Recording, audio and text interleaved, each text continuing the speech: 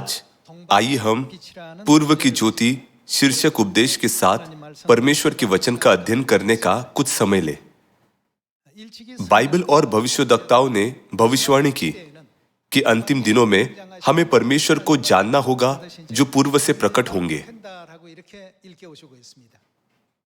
प्रकाशित वाक्य में प्रेरित यूहन्ना ने परमेश्वर को आत्मा और दुल्हन के रूप में वर्णित किया। आत्मा और दुल्हन पूर्व से ज्योति क्यों है? इस ज्योति के संबंध में आइए हम प्रथम यूहन्ना अध्याय 1 आयत 5 देखें।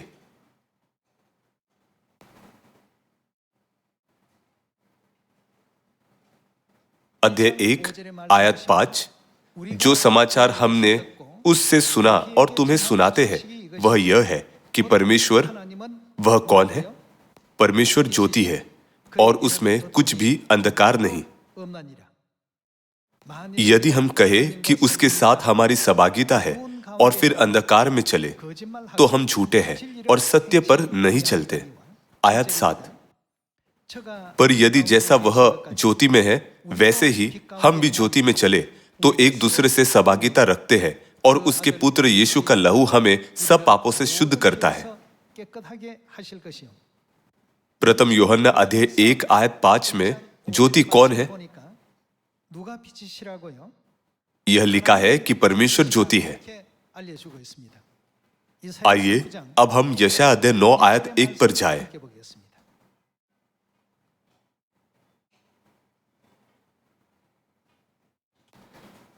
तो भी संकट भरा अंधकार जाता रहेगा।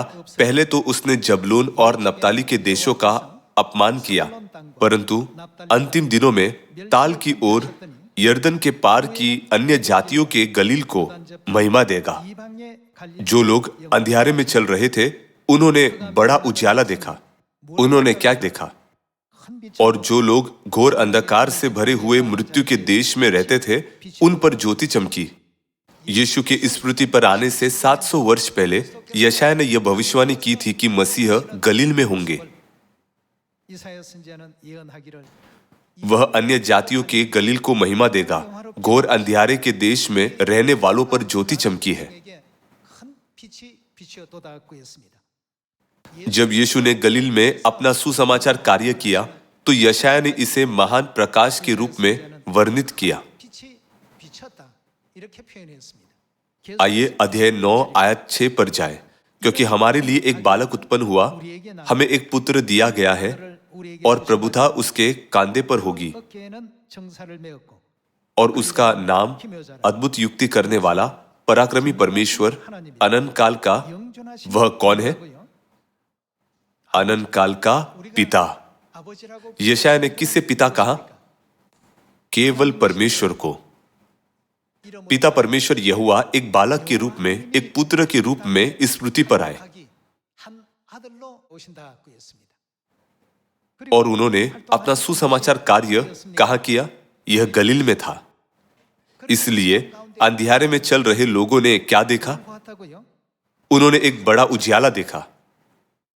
प्रथम यूहन्ना अध्याय 1 आयत 5 के अनुसार ज्योति कौन है?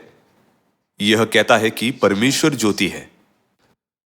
परमेश्वर इस पृथ्वी पर आए और सांसारिक मानसिकता, सांसारिक विचारों और झूठी शिक्षाओं को दूर करते हुए सुसमाचार पूरा किया। उन्होंने उन्हें स्वर्ग की शिक्षाओं से बदल दिया। क्या यही कारण नहीं है कि हमारे पास स्वर्ग की आशा है, अनंत जीवन की आशीष और परमेश्वर के राज्य में विश्वास है? इन सभी शिक्षाओं को उन्होंने एक बड़ा उजियाला देखा है के रूप में व्यक्त किया। आइए यूहन्ना अध्याय 12 पर एक नजर डालें।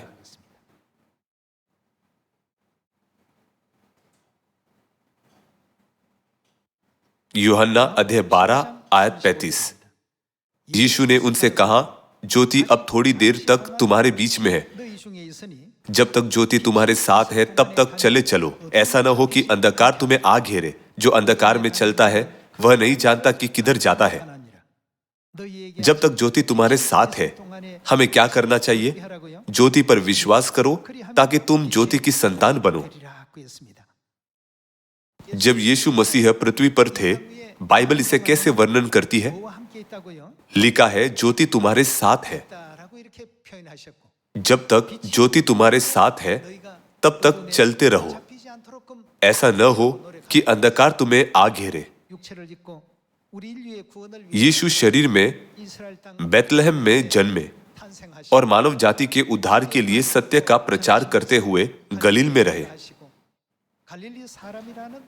यीशु ने गलील में सुसमाचार कार्य किया और उन्हें गलील के यीशु के रूप में पहचाना गया।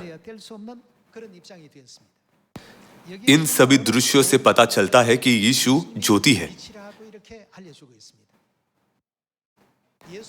यीशु ने कहा कि जब वह पृथ्वी पर थे, तब ज्योति उनके साथ थी। आइए यूहन्ना अध्याय 1 आयत 1 पर जाए। आइए पुष्टि करें कि यीशु मसीह जो इस पृथ्वी पर शरीर में आए परमेश्वर है। अध्याय 1 आयत 1। आदि में वचन था और वचन परमेश्वर के साथ था और वचन परमेश्वर था। यही आदि में परमेश्वर के साथ था। सब कुछ उसी के द्वारा उत्पन्न हुआ और जो कुछ उत्पन्न हुआ है, उसमें से कोई भी वस्तु उसके बिना उत्पन्न नहीं हुई। उसमें जीवन था और वह जीवन क्या था? मनुष्यों की ज्योति था। आयत 5। ज्योति अंधकार में चमकती है और अंधकार ने क्या नहीं किया? उसे ग्रहण न किया। परमेश्वर जो ज्योति है, इस पृथ्वी पर आए और मानव जाति को स्वर्ग के राज्य का मार्ग सिखाते हुए सत्य का प्रचार किया। लेकिन जो लोग अंधकार से संबंधित हैं, वे उनके वचनों को नहीं समझ पाए। यहां यह कहता है, ज्योति अंधकार में चमकती है। क्या यह ज्योति मसीह नहीं है? आइए आयत 6 के साथ जारी रखें। एक मनुष्य परमेश्वर की ओर से आ उपस्थित हुआ, जिसका नाम यूहन्ना था। वह गवाही देने आया कि ज्योति की गवाही दे। क्या यूहन्ना बपतिस्मा देने वाला यीशु मसीह के बारे में गवाही देने के लिए एलिया बनकर नहीं आया? बाइबल कहती है कि यूहन्ना बपतिस्मा देने वाला ज्योति के बारे में गवाही देने के लिए आया था। आइए इसकी पुष्टि आयत 7 पर जाकर करें। वह गवाही देने आया कि ज्योति की गवाही दे, ताकि सब उसके द्वारा उन्हें ज्योति के संबंध में क्या करना चाहिए? विश्वास लाए। उन्हें ज्योति पर विश्वास करना चाहिए। आयत 8। वह ज्योति न था, परंतु उस ज्योति की गवाही देने के लिए आया था। सच्ची ज्योति जो हर एक मनुष्य को प्रकाशित करती है, जगत में आने वाली थी। वह जगत में था और जगत उसके द्वारा उत्पन्न हुआ और जगत ने उसे नहीं पहचाना।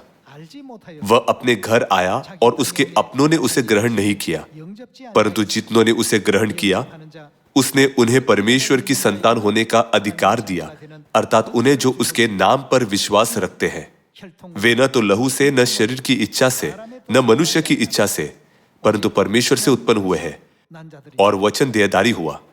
अध्याय 1 आयत 1 में यह कहता है कि वचन परमेश्वर था और इस प्रकार परमेश्वर देहधारी हुए और अनुग्रह और सच्चाई से परिपूर्ण होकर हमारे बीच में डेरा किया, और हमने उसकी ऐसी महिमा देखी जैसा पिता की एकलौते की महिमा।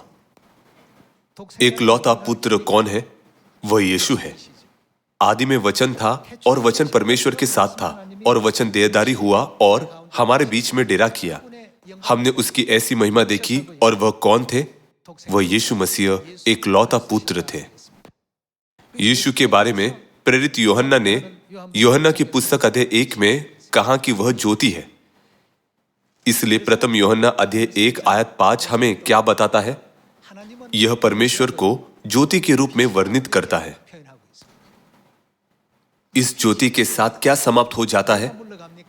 अंधकार समाप्त हो जाता है। क्या हमारे कार्य सही है या गलत? क्या हम जिस सत्य का अनुसरण करते हैं वह सत्य है या असत्य? ये सभी का भेद तभी किए जा सकते हैं जब परमेश्वर जो ज्योति है इस पृथ्वी पर हो।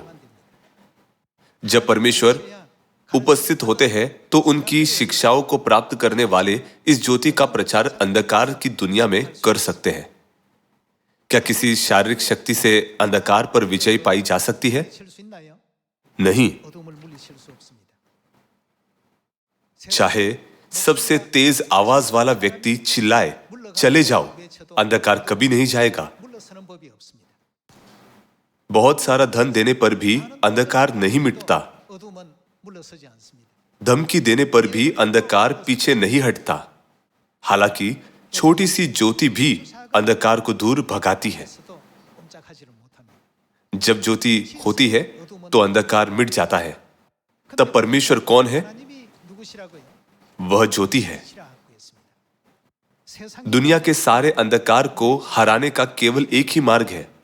क्या इसका उद्देश्य ज्योति फैलाना नहीं है?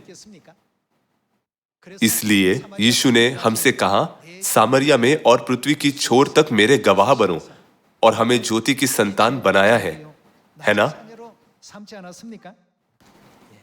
हालांकि पूर्व से अंतिम ज्योति एक नहीं बल्कि दो है।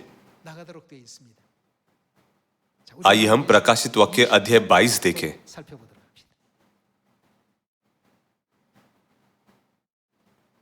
प्रकाशित वाक्य अध्याय 22 आयत 17 में यह लिखा है, आत्मा और दुल्हन दोनों कहती है आ। आत्मा परमेश्वर है जिसने हमें मत्ती अध्याय 28 आयत 19 में पिता और पुत्र और पवित्र आत्मा के नाम से लोगों को बपतिस्मा देने के लिए आज्ञा दी है। वह त्रिएक परमेश्वर है। वह तीन अलग अलग अस्तित्व नहीं है। आत्मा और दुल्हन दोनों कहती है। पिता परमेश्वर और माता परमेश्वर जो हमारे पिता की दुल्हन है कहते हैं आ, और सुनने वाला भी कहे आ। जो प्यासा हो वह आए, और जो कोई चाहे वह जीवन का जल सेंध में ले। परमेश्वर जो इस अंधेरी दुनिया को ज्योति से रोशन करेंगे, आत्मा और दुल्हन है। पिता परमेश्वर और माता परमेश्वर है। वे अंधकार की दुनिया को पराजित करने और अपनी संतानों को ज्योति में लाने के लिए एक साथ प्रकट होंगे। इस कारण से क्या परमेश्वर हमें ज्योति की संतान और दिन की संतान नहीं कहते? इसलिए शैतान इस ज्योति से घृणा करता है। इसलिए वह हमारे पिता और माता की महिमा को कम करता है। आइए हम दूसरा कोरिन्थियों अध्याय 4 आयत 4 देखें। दूसरा कोरिन्थियों अध्याय 4 आयत 4। और उन अविश्वासियों के लिए जिनकी बुद्धि इस संसार के ईश्वर ने, इस संसार का ईश्वर शैतान को दर्शाता है ना? और उन अविश्वासियों के लिए जिनकी बुद्धि इस संसार के ईश्वर ने, उसने क्या किया है? उसने अंधी कर दी है, ताकि मसीह जो परमेश्वर का प्रतिरूप है, उसके तेजों में सुसमाचार का प्रकाश उन पर न चमके। क्योंकि हम अपने को नहीं परंतु मसीह यीशु को प्रचार करते हैं कि वह प्रभु है, और अपने विषय में यह कहते हैं कि हम यीशु के कारण तुम्हारे सेवक हैं। इसलिए कि परमेश्वर ही है जिसने कहा अंधकार में से ज्योति चमके, और वही उन्होंने क्या किया? उनकी ज्योति हमारे हृदयों में चमका, सभी के हृदय में, कि परमेश्वर की महिमा की पहचान की ज्योति यीशु मसीह के चेहरे से प्रकाशमान हो।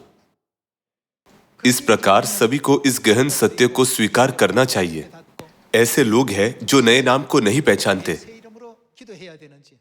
वे नहीं जानते कि हमें नए नाम से प्रार्थना क्यों करनी चाहिए और नए नाम की स्तुति क्यों करनी चाहिए, और पवित्र आत्मा के युग में नया नाम उद्धारकर्ता का नाम क्यों है।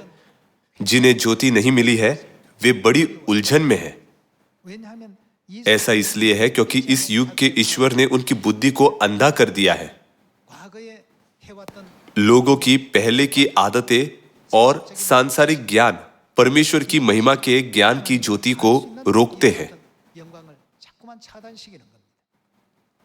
2000 वर्ष पहले जब यीशु इस पृथ्वी पर आए, तब उन्होंने यूहन्ना अध्याय 10 आयत 30 में कहा, मैं और पिता एक है। यहूदियों, फरीसियों, व्यवस्था के शिक्षकों और याजकों जो परमेश्वर पर विश्वास करने का दावा करते थे, ने यह कहते हुए यीशु पर पथराव करने की कोशिश की कि यीशु ने खुद को परमेश्वर बताते हुए परमेश्वर की निंदा की है। यशायाह की भविष्यवाणी के बावजूद कि परमेश्वर शरीर में आएंगे, उन्होंने पूछा, यीशु परमेश्वर कैसे हो सकते हैं? वह तो एक मनुष्य है। दूसरा कोरिन्थियों अध्याय 4 में लिखा है कि इस तरह के विचारों के कारण उन्होंने मसीह की ज्योति को पूरी मानव जाति पर चमकने से रोका। हालांकि हमारे बारे में क्या?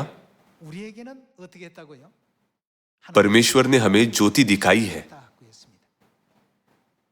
यही कारण है कि हम नए नाम को और पिता, पुत्र और पवित्र आत्मा के युग के बारे में सत्य को समझते हैं।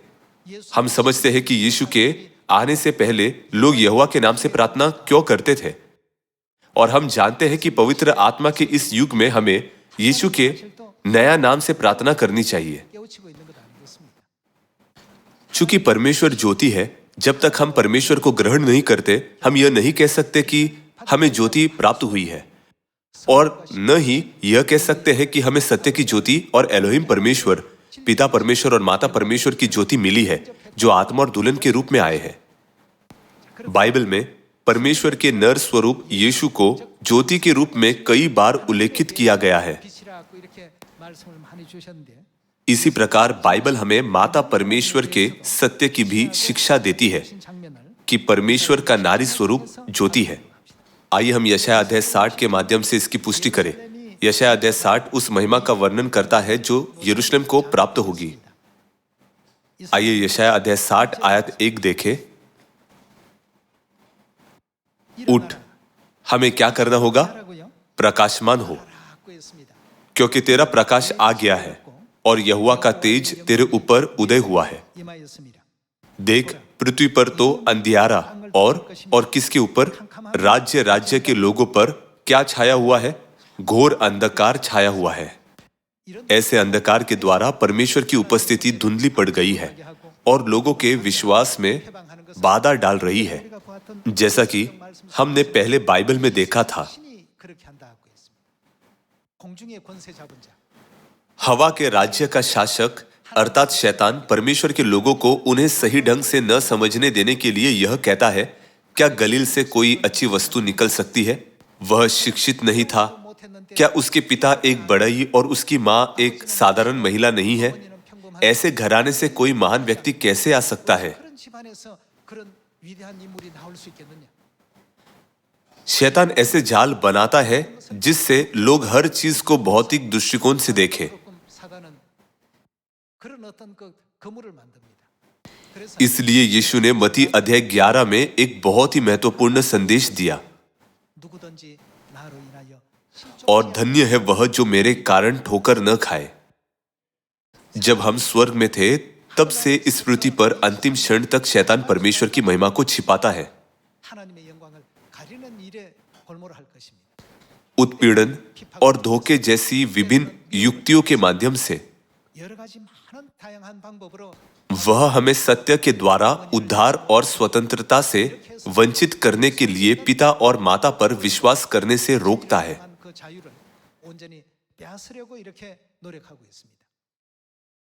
चूंकि हम भौतिक संसार में रहते हैं, इसलिए हमारी इंद्रियां केवल मूर्त चीजों पर ही केंद्रित रहती है। इसलिए यह कहना अधिक नहीं होगा कि हम आत्मिक दुनिया को मुश्किल से ही महसूस कर पाते हैं। क्या इसलिए परमेश्वर ने हमें बाइबल नहीं दी? बाइबल हमें इस दुनिया के बारे में बताती है जिसे हम स्वयं नहीं समझ सकते।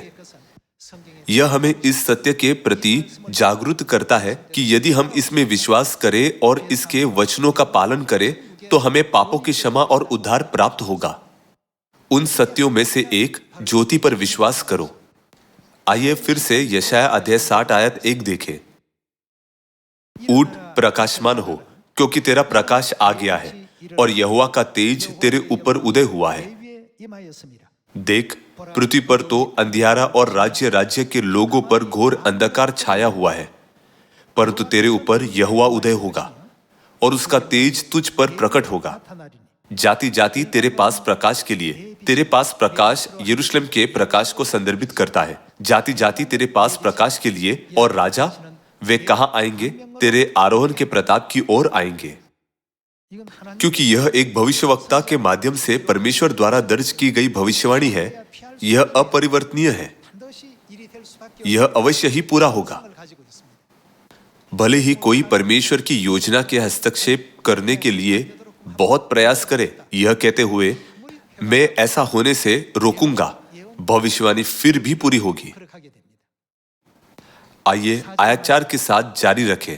अपनी आंखें चारों ओर उठाकर देख, वे सब के सब इकट्ठे होकर तेरे पास आ रहे हैं। अन्य जातियां यरूशलेम के प्रकाश में आएगी और राजा उनके प्रताप की ओर आएंगे।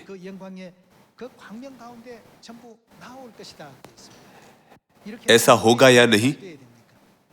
ऐसा अवश्य होगा। ये सभी घटनाएं परमेश्वर की भविष्यवाणी से पूरी होंगी, न कि किसी मानव निर्मित प्रयास से। आइए आयत 4 के साथ जारी रखें। अपनी आंखें चारों ओर उठाकर देख, वे सब के सब इकट्ठे होकर तेरे पास आ रहे हैं। तेरे पुत्र दूर से आ रहे हैं और तेरी पुत्रियां हाथों हाथ पहुंचाई जा रही है। तब तू इसे देखेगी और तेरा मुख चमकेगा, तेरा हृदय थरथराएगा और आनंद से भर जाएगा, क्योंकि समुद्र का सारा धन और जाति जाति की धन संपत्ति तुझको मिलेगी। यहाँ परमेश्वर उस दृश्य को प्रकट करते हैं जो तब प्रकट होगा जब यरूशलेम का प्रकाश सभी लोगों तक फैल जाएगा, जब अंधकार दूर हो जाएगा और सब सत्य का प्रकाश उनके हृदयों में प्रचारित किया जाएगा। आइए आयत 12 पर जाए। क्योंकि जो जाति और राज्य के लोग तेरी सेवा न करे, वे नष्ट हो जाएंगे। हाँ, ऐसी जातियों का पूरी रीति से सत्यानाश हो जाएगा। आइए आयत 14 पर जाए। तुझे दुख देने वालों की संतान तेरे पास सिर झुकाते हुए आएगी, और जिन्होंने तेरा तिरस्कार किया सब तेरे पांव पर गिरकर दंडवत करेंगे। वे तेरा नाम यहोवा का नगर, इस्राएल के पवित्र का सिय्योन रखेंगे। आइए आयत 20 पर जाए। तेरा सूर्य फिर कभी अस्त न होगा और न तेरे चंद्रमा की ज्योति मलिन होगी, क्योंकि यहोवा तेरी वह क्या बनेंगे? वह सदैव की अनंत प्रकाश, और तुम्हारे दुख के दिन समाप्त हो जाएंगे। तेरे लोग सब के सब धर्मी होंगे, वे सर्वदा देश के अधिकारी रहेंगे। वे मेरे लगाए हुए पौधे और मेरे हाथों का काम ठहरेंगे, जिससे मेरी महिमा प्रकट हो। छोटे से छोटा आप क्या बनेंगे?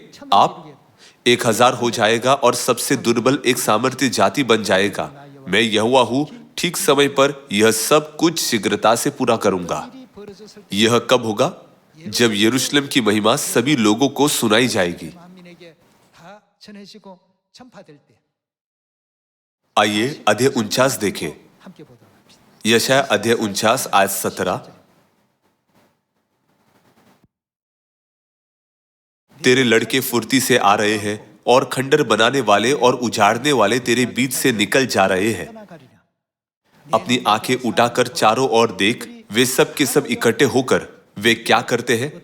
वे एक साथ इकट्ठे होते हैं और तेरे पास आ रहे हैं। यहोवा की यह वाणी है कि मेरे जीवन की शपथ, तू निश्चय उन सबों को गहने के समान पहन लेगी। तू दुल्हन के समान अपने शरीर में उन सब को बांध लेगी। तेरे जो स्थान सुनसान और उजाड़ है, और तेरे जो देश खंडर ही खंडर है, उनमें अब निवासी न समाएंगे, और तुझे नष्ट करने वाले दूर हो जाएंगे। आयत 20।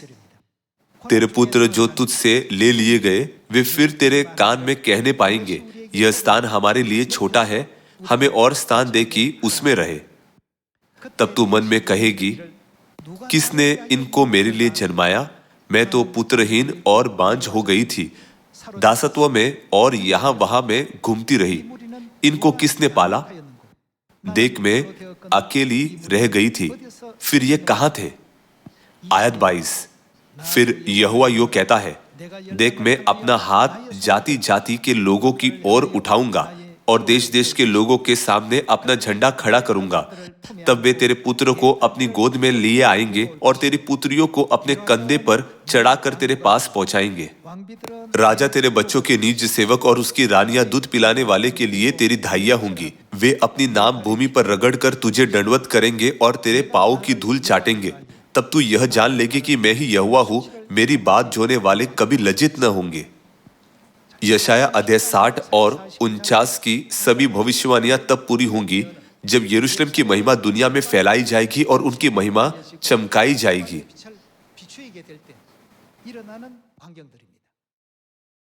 फिर आइए हम देखें कि यरूशलेम किसे संदर्भित करता है। गलातियों अध्याय 4 आयत 26 पर जाए।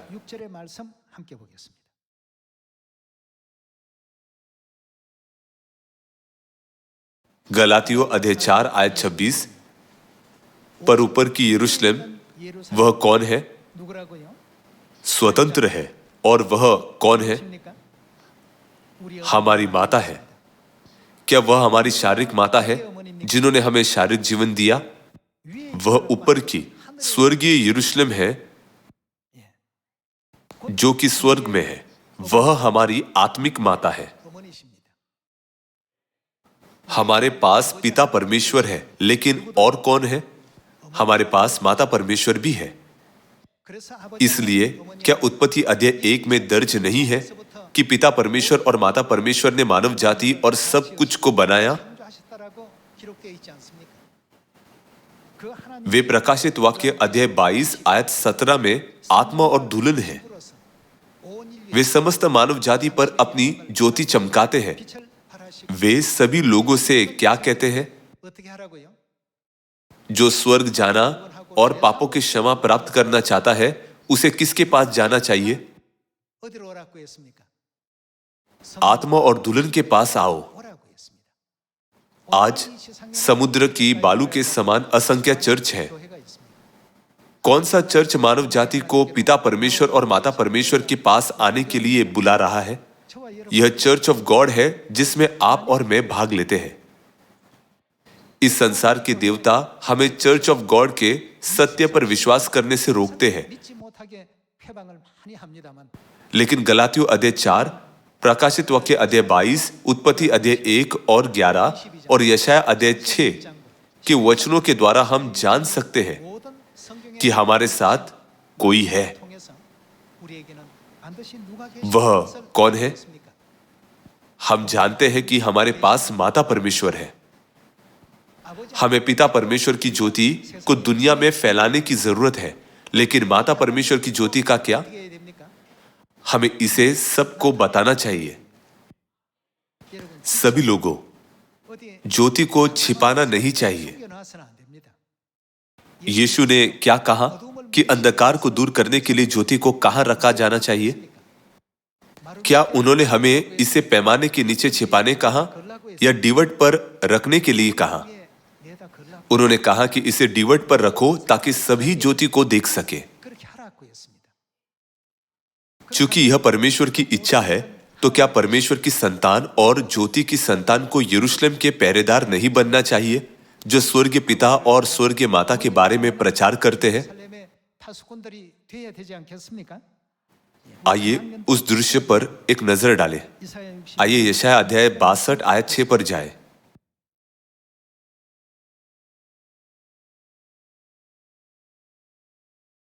हे यरूशलेम, मैंने तेरे शरपनाह पर पहरुए बैठाए हैं, वे दिन रात कभी चुप न रहेंगे। यरूशलेम किसका प्रतिनिधित्व करता है? यरूशलेम हमारी माता का प्रतिनिधित्व करता है। हे यहोवा को स्मरण करने वालों, चुप न रहो, और जब तक वह यरूशलेम को स्थिर करके उसकी प्रशंसा पृथ्वी पर न फैला दे, तब तक उसे भी चैन न लेने दो।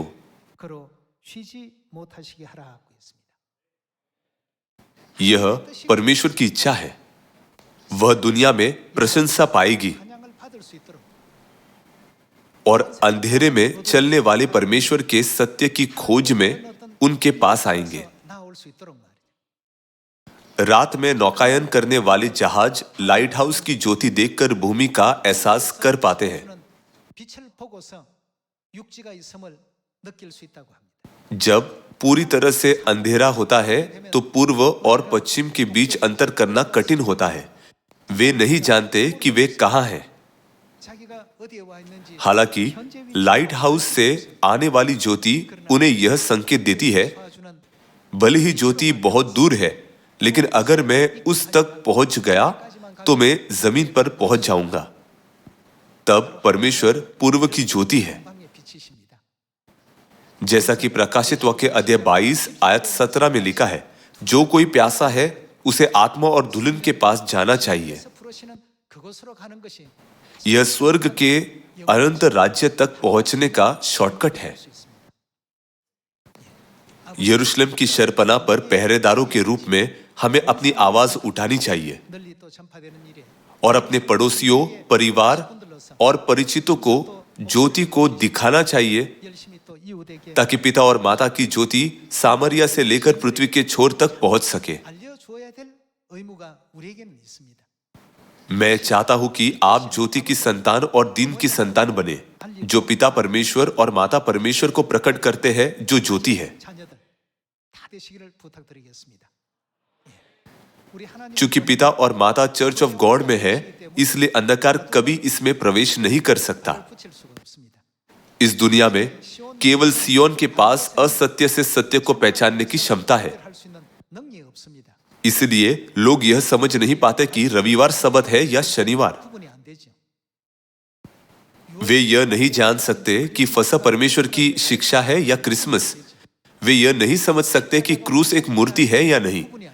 परमेश्वर ने लोगों को पिता, पुत्र और पवित्र आत्मा के नाम से बपतिस्मा देने के लिए कहा, लेकिन वे पवित्र आत्मा का नाम नहीं जानते। यदि कोई ज्योति में नहीं है तो वह अंधकार में है। पृथ्वी पर अंधकार छाया हुआ है और घोर अंधकार लोगों की आंखों और कानों को अंधा कर देता है। ऐसी स्थिति में पूर्व की ज्योति पृथ्वी पर आती है। यह पिता परमेश्वर और माता परमेश्वर की ज्योति है। इसलिए मैं आपसे अनुरोध करता हूं कि गर्व और सम्मान के साथ आत्मा और दुल्हन द्वारा बुलाए जाने पर हम सभी को ज्योति की संतान, ज्योति के दूत बनना चाहिए और इस अंधकार दुनिया में ज्योति को फैलाना चाहिए। इसके साथ मैं आज के उपदेश को समाप्त करना चाहूंगा। आपका बहुत बहुत धन्यवाद।